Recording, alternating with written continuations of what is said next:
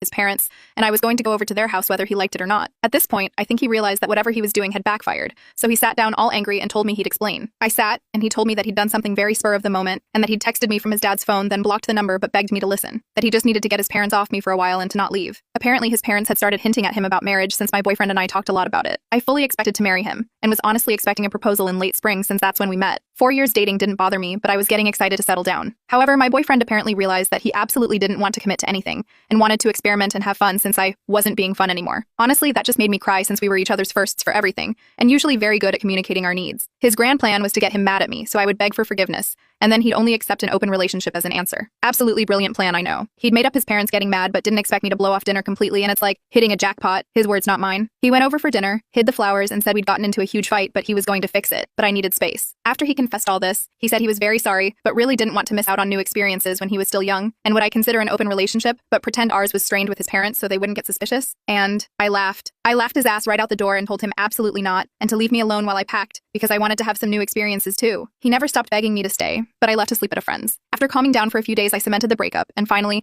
actually went over to his parents. My ex-BF's dad never even noticed the phone missing, but still apologized, and his mom was a mess. I did, and still love them, and will eat dinner there without him as often as I can. I won't lie that I'm sad about 4 years down the drain, but that's life. And if that was my ex's best possible plan, then I dodged the bullet by a mile.